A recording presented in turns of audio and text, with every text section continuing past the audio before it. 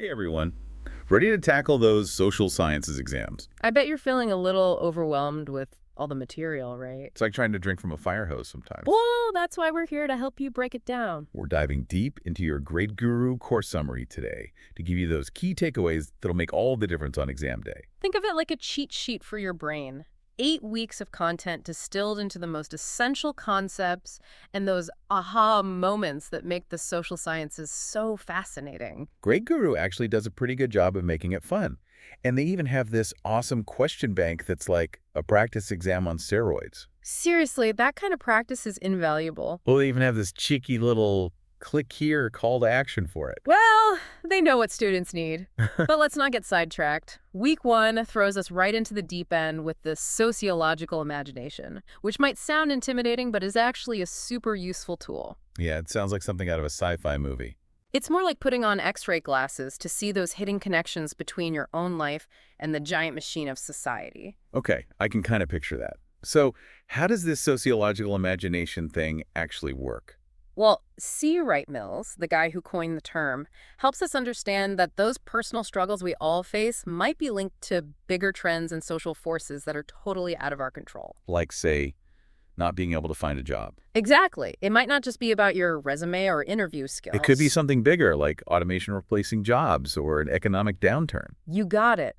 The sociological imagination helps us see how those personal troubles are often connected to those larger social issues. So it's not just about me slacking off on job applications. It could be the whole system playing a part. That's the idea. It's about understanding those bigger forces that shape our individual lives. Mind blown. I already feel like I should get bonus points on the exam just for grasping that. Well, understanding this concept is definitely key to acing those essay questions.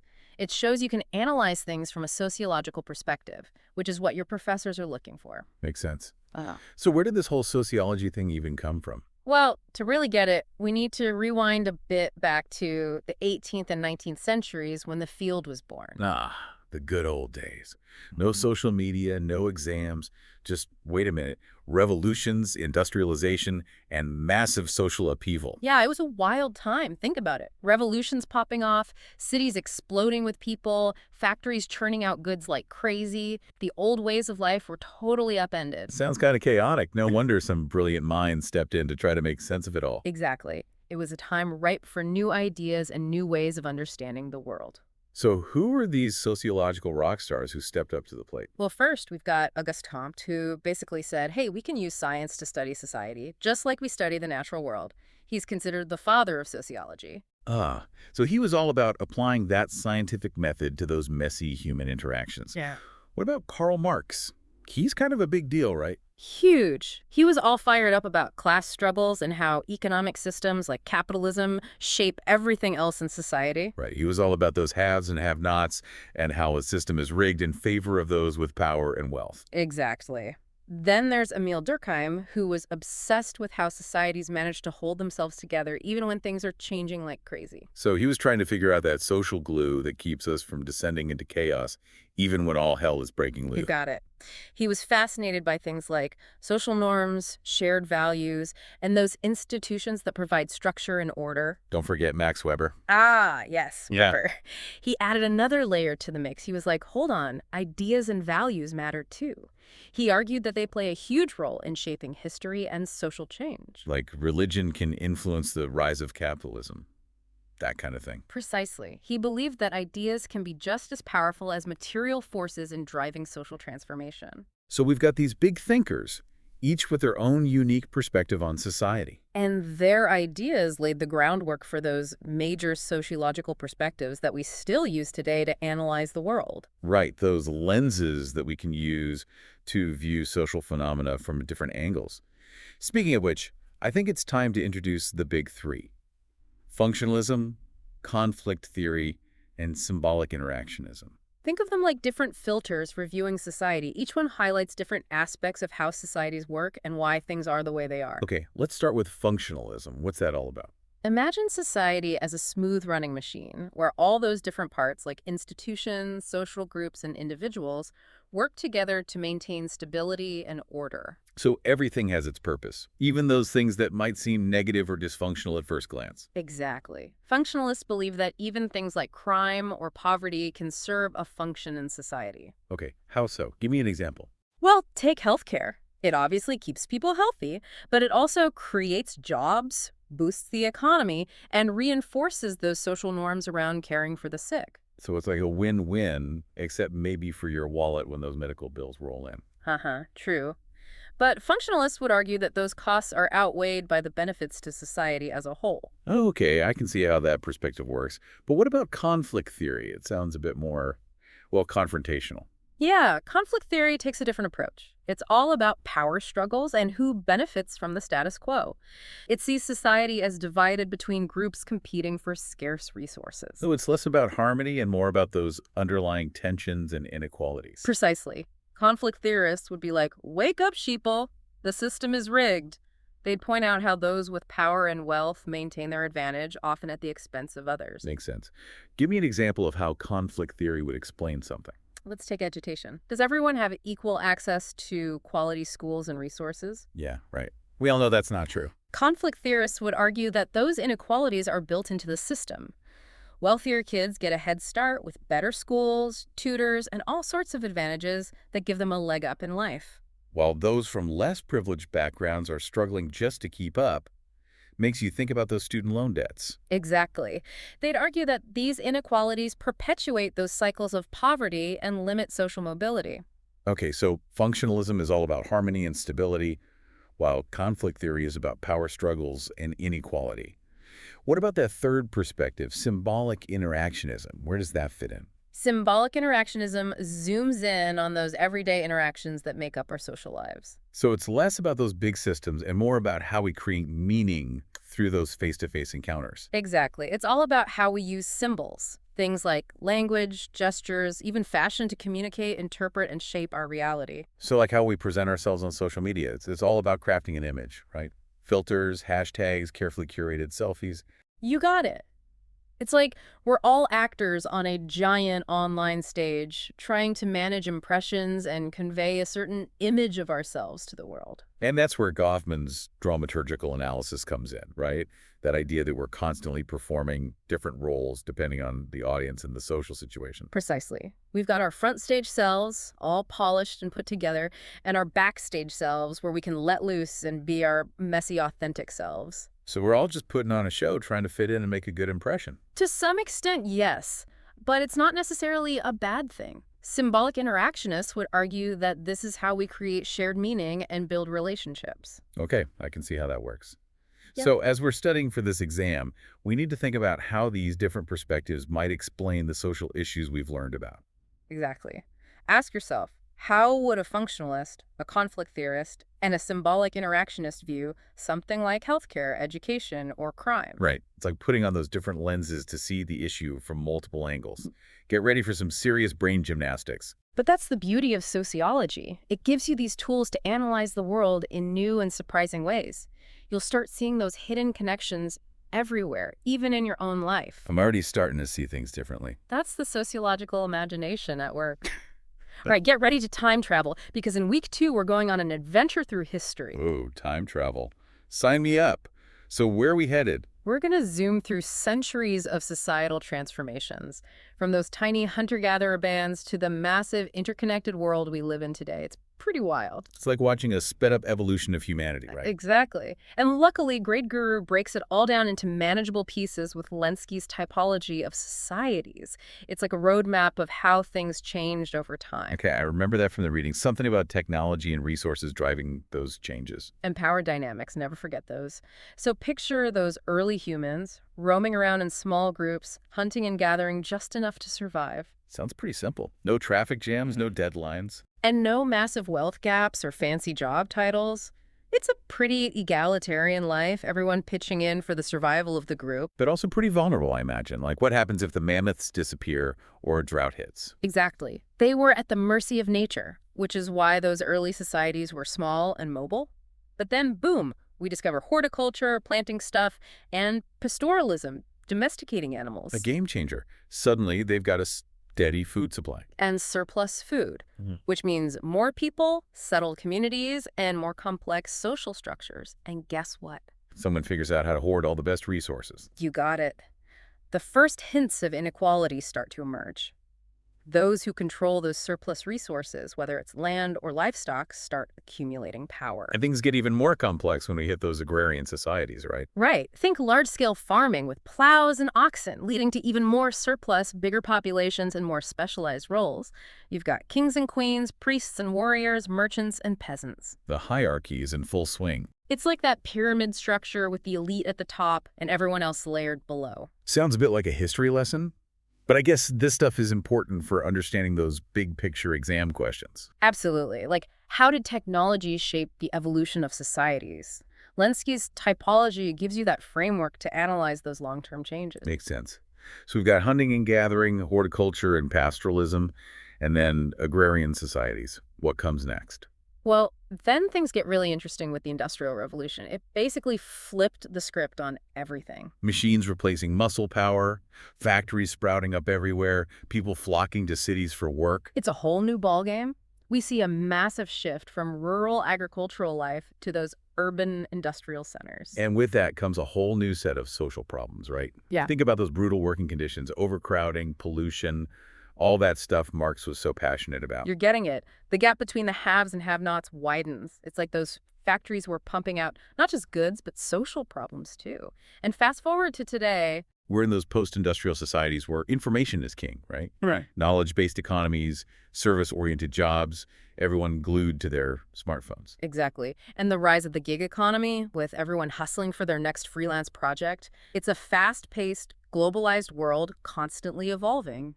So how do those big names like Marx, Weber, and Durkheim fit into all this? Doesn't they all have their own take on these massive societal shifts? They sure did. And understanding their perspectives is key for those tricky exam questions that ask you to compare and contrast different theories. Okay, let's start with Marx. He was all about those economic power struggles, right? Exactly. He'd argue that technology and resource control have always been at the heart of societal change. It's all about who owns the means of production, whether it's land, factories, or algorithms. Right. He saw those class divisions as the driving force of history. So how would he view those shifts we just talked about? He'd likely see those transitions as inevitable outcomes of those struggles between those who control capital and those who labor. Okay, what about Weber? What was his jam? Weber was fascinated by this shift from tradition to rationality. He saw societies becoming more bureaucratic, with rules and regulations replacing those old ways of doing things. He called it the iron cage of rationality. Interesting. So instead of those close-knit communities where everyone knows everyone, we end up in these impersonal systems governed by rules and procedures, kind of like how much of our lives are structured today. You got it. Think about how much paperwork you have to fill out for everything. That's Weber's influence right there. And then there's Durkheim, who is all about social cohesion. How do societies manage to hold themselves together, especially with all those rapid changes and disruptions? Exactly. He saw industrialization as a double-edged sword, bringing progress but also disrupting those traditional bonds that held communities together. It's like we traded those close-knit villages for those bustling, anonymous cities. More efficient, maybe, but perhaps at the cost of that sense of belonging. It makes you wonder if he'd be surprised by things like the loneliness epidemic and the decline of community in modern society. I think he'd have a lot to say about that. Okay, so we've covered Marx, Weber, and Durkheim. Any other big ideas we need to know about? Well, how about a real brain teaser? The Kuznets curve. Hit me with it. I'm ready for a challenge. It suggests that as societies become more technologically advanced, inequality actually starts to decrease. It's like a roller coaster. Inequality goes up, then down as societies develop. Okay, I'm going to need a minute to process that one. So more technology eventually leads to less inequality. Does that mean we're headed toward a more equitable future? Well, the Kuznets curve has been debated and challenged, so it's not a guaranteed outcome. But it does show that there are different interpretations of these grand historical trends. Makes sense. So we need to think critically about these theories and not just take them at face value. Absolutely. That's what Grade Guru emphasizes critical thinking. Don't just memorize these theories. Think about their limitations, their biases, and how they might apply differently in different parts of the world. Right, context matters. Yeah. Okay, so we've journeyed through centuries of societal transformation. What's next on the agenda for a deep dive? Let's shift gears from those grand historical narratives to something a bit more personal culture. Oh, culture.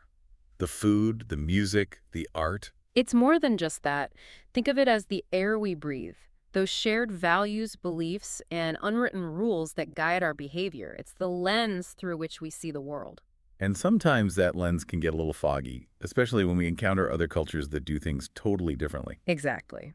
Week 3 of your Grade Guru summary is all about unpacking this fascinating, sometimes confusing world of culture and how it impacts everything from our daily interactions to those global politics.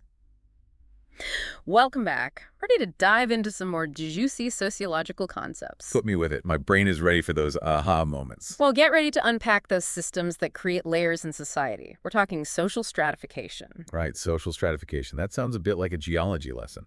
Well, in a way, it is about layers, but social layers, not rock formations. It's about those hierarchies based on things like wealth, power, prestige, even access to resources like healthcare and education. Okay, so why are some folks at the top of the pyramid while others are stuck at the bottom? Is it just about individual effort and talent? Not so fast. Your Grade Guru summary breaks down different types of stratification systems, and it's way more complex than just individual effort. Okay, let's unpack it. What are those different types? Well, we start with the most extreme form of inequality slavery. It's a system where humans are treated as property, denied basic rights, and forced into labor. It's a dark chapter in human history, and sadly, it's not entirely a thing of the past. Unfortunately, you're right. Modern slavery still exists in various forms around the world. Then there are caste systems where your social position is fixed at birth. Like in India, right, where your caste determines your job, your social circle, even who you can marry. Exactly. It's a rigid system that can be incredibly difficult to break free from. Your life chances are pretty much determined from the moment you're born. So no rags to riches stories in a caste system. Okay, what about class systems? We're all familiar with those. Class systems are more fluid, at least in theory. Your social standing is based on things like your income, occupation, education, and those all-important connections. Right, it's about those social circles, those networks that open doors and create opportunities. And class systems are often linked to that idea of meritocracy, where success is supposedly based on individual talent and hard work. So if you work hard and play by the rules, you can climb that social ladder. That's the American dream, right? In a perfect world, maybe. But in reality, things are way more complicated. Those born into wealth and privilege have a huge head start. They're practically born on third base, while others are struggling just to get to first. So it's not a level playing field after all. Not by a long shot. And that's where those different sociological perspectives come in to help us understand why these inequalities persist. Remember functionalism. Well, they have a particular take on this. Refresh my memory. It's been a while since week 1. Functionalists argue that some degree of inequality is actually necessary for a society to function. Okay, how so? Wouldn't a perfectly equal society be ideal? Well, they'd say that certain jobs, doctors, engineers, scientists require specialized skills and knowledge, and those skills are in high demand. Right, not everyone can be a brain surgeon. So how do we encourage people to pursue those tough, demanding roles? By offering rewards, higher salaries, prestige, those perks that come with those high-status positions. It's all about incentivizing people to fill those important roles that keep society running smoothly. Okay, I can see the logic there, but it still feels a bit unfair, doesn't it? Like, those at the top are reaping the rewards while those at the bottom are struggling just to make ends meet. That's the main critique of the functionalist view. It tends to downplay those systemic barriers that make it so much harder for some people to achieve those higher-paying, high-status positions. Right. Not everyone has equal opportunities to develop those skills and get those fancy degrees. Some folks are starting the race miles behind. Exactly. And that's where conflict theory comes in with a different perspective. They see inequality as a source of conflict and tension in society. Right. They're all about those power struggles and how those in power maintain their advantage. They'd argue that those at the top, those elites, use their influence to protect their interests and maintain the status quo, even if it means perpetuating inequalities. So for conflict theorists, it's not about societal harmony. It's about those ongoing battles for resources and control. You got it. And Marx, with his focus on class struggle, would definitely be in the conflict theory camp. He saw society divided between those who own the means of production and those who have to sell their labor to survive. Makes sense. So functionalism is all about stability, while conflict theory is about those power struggles and inherent inequalities. Got it. Now, let's shift gears to a topic that's often overlooked in those discussions of stratification disability. Right, disability. It's about those physical or mental limitations that make it harder for people to navigate the world. That's part of it. But your grade guru summary emphasizes that disability is not just a medical condition, it's also a social construct. Okay, unpack that for me. What does it mean that it's a social construct? It means that disability isn't just about an individual's limitations, it's also about how society views and treats people with disabilities. So it's not just about the wheelchair. It's about whether there are ramps to get into buildings or accessible transportation systems. Exactly. The social model of disability highlights those societal barriers, attitudes, physical environments, lack of support services that create the experience of disability. So a person in a wheelchair might not be disabled if the world was designed to be accessible to everyone. Precisely. It's a powerful way to reframe how we think about disability. And then there are those concepts of stigma and ableism, which are crucial for understanding the challenges faced by people with disabilities. Stigma, like those negative stereotypes and prejudices associated with disability. Exactly. It's like those assumptions that people with disabilities are somehow less capable, less intelligent, or less worthy of respect. And ableism, that's like that broader societal preference for able-bodiedness. Right. You got it. It's about valuing certain abilities over others, often without even realizing we're doing it. Like assuming everyone can walk upstairs or easily read printed text. Like those unconscious biases that can lead to all sorts of exclusion and discrimination. Now, your grade guru summary also explores how people with disabilities respond to this stigma and ableism. It's not always a passive acceptance. So how do they respond? What are their strategies for navigating a world that isn't always welcoming or accommodating? Well, some might try to deny or downplay their disability, especially if it's invisible to others. Kind of like trying to blend in and avoid those negative judgments. Exactly. Others might choose to embrace their disability as part of their identity, advocating for greater understanding and challenging those stereotypes. And then there are those who actively fight back against discrimination, right? Pushing for systemic change, greater accessibility, and those policies that promote inclusion and equality. Absolutely. They're raising awareness, challenging those power structures, and advocating for a more just and equitable world for people with disabilities. It's a reminder that disability rights are human rights, and there's still a lot of work to be done to create a truly inclusive society. Now, let's not forget about the media. It plays a huge role in shaping perceptions of disability, often perpetuating those harmful stereotypes. Right. We need to be critical of how disability is portrayed in movies, TV shows, and even news coverage. Exactly. We need to watch out for those tokenistic representations where a disabled character is included just to check a box, but their story isn't really explored in any meaningful way. Or those stories where disabled characters are always portrayed as objects of pity or inspiration, like they're only defined by their disability. It's important to move beyond those one-dimensional portrayals. Absolutely. We need to see characters with disabilities as complex, multifaceted individuals, just like everyone else. Okay, so we've covered those different types of stratification systems and how they create those layers in society. What's next on our deep dive agenda? Let's tackle a topic that's deeply intertwined with stratification gender. Right, gender. It's not just about those biological differences between males and females. It's about those social roles, behaviors, and expectations the society layers on top of those differences. You got it. And those expectations are shaped by patriarchy, that system where men hold most of the power in society, influencing the rules, the norms, and those expectations for both men and women. So it's about who has the power, who makes the decisions, and who benefits from those existing social arrangements. And feminism is the movement that challenges those patriarchal structures, right? Exactly. Feminism is all about advocating for gender equality and dismantling those systems that perpetuate male dominance and privilege. Your Great Guru summary breaks down those different waves of feminism, starting with the first wave, which focus on basic legal rights for women, like the right to vote. Then came the second wave, challenging those traditional gender roles that confined women to the domestic sphere. It was about equal pay, access to education and careers, reproductive rights. A time of radical social change.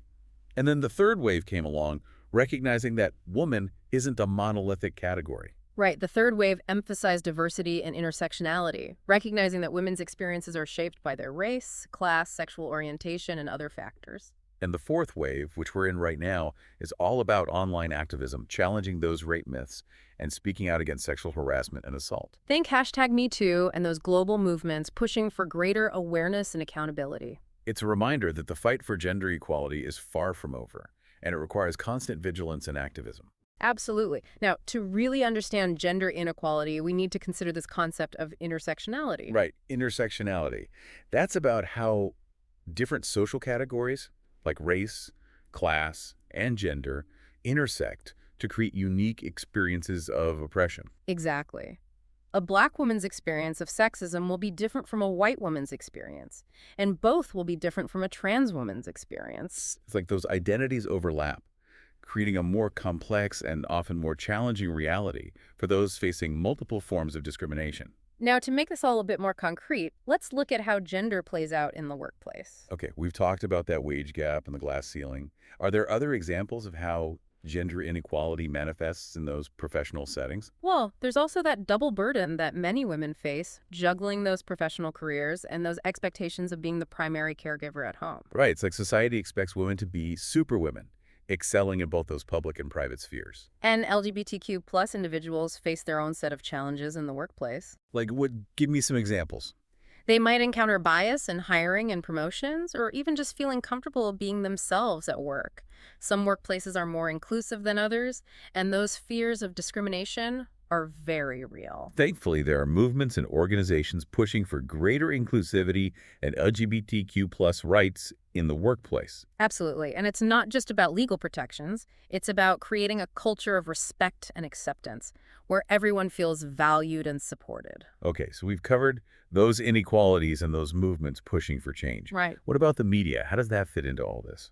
The media plays a powerful role in shaping perceptions of gender and sexuality. Right, from those movies we watch to those ads we're bombarded with, the media is constantly sending us messages about what it means to be a man or a woman, what's considered attractive or desirable. And while there's been some progress in representing diverse identities, those harmful stereotypes and tokenism still Yeah, exist. it's like one step forward, two steps back sometimes. So we need to be critical consumers of media, right? Absolutely. We need to analyze those messages, challenge those stereotypes, and support those media creators who are pushing for more authentic and inclusive representations. Makes sense. Any other key concepts we need to know about as we wrap up this deep dive into gender and sexuality? Well, your grade guru summary briefly mentions queer theory and crip theory. They're both critical frameworks for challenging those norms and advocating for a more just and equitable society. Remind me what those are all about. They sound a bit, well, theoretical. Queer theory challenges those rigid categories of gender and sexuality, emphasizing fluidity, diversity, and those complexities of identity that go beyond those simple boxes. Right. It's about recognizing that human experience is much more nuanced and diverse than those binary categories we've traditionally used. And crip theory, like queer theory, challenges those taken for granted norms, but specifically those around disability. It highlights how disability intersects with other identities like gender, race, and class. It's like that intersectional lens we talked about earlier, but applied to disability. So it's not just about disability in isolation. It's about how disability is experienced differently depending on those other factors. Exactly. And before we wrap up, let's touch on those contemporary issues that are particularly relevant today. Like what? Give me some examples. Well, gender-based violence, including domestic violence and sexual assault, continues to be a pervasive problem. It's a global epidemic that affects millions of people, primarily women and girls, and those power dynamics we discussed earlier play a huge role in perpetuating this violence. Then there are those ongoing challenges faced by transgender individuals, from accessing health care to legal recognition of their gender identity to simply living free from discrimination and violence. It's a reminder that we still have a long way to go in terms of creating a truly just and equitable society for everyone, regardless of their gender identity or expression. And finally, let's not forget about body politics. It's about those pressures to conform to certain beauty standards, which are often unrealistic and harmful. Yeah, it's like that constant bombardment of images telling us how we should look, how we should dress, how we should present ourselves to the world. And those messages can be especially damaging for young people. It's crucial to develop critical media literacy skills, to challenge those narrow beauty standards, and to embrace body positivity, to love and accept ourselves for who we are, regardless of those societal pressures. Okay, so we've covered a lot of ground in this deep dive into social stratification, gender, and sexuality. It's been quite a journey. We've unpacked those key concepts, those different perspectives, those real-world examples that hopefully make this all a bit more tangible. I feel like my sociological imagination has been working overtime. That's the goal. Yeah. Now, as you review your notes and prepare for your exam, remember that this isn't just about memorizing facts. It's about using those sociological tools to analyze the world around you, to see those connections, to challenge those assumptions. It's about understanding those systems of power and those social forces that shape our lives, even those we might not be aware of. And it's about using that knowledge to create a more just and equitable world for everyone. Right, because sociology isn't just an academic subject, it's a call to action. It's about using those insights to make a difference in the world. So to all those students out there gearing up for their social sciences exams, best of luck. Remember, you got this. And even after the exam is over, keep exploring, keep questioning, and keep using those sociological lenses to make sense of the world around you. Because learning is a lifelong journey, and the social sciences offer a fascinating and powerful roadmap for understanding ourselves, our societies, and those possibilities for creating a better future.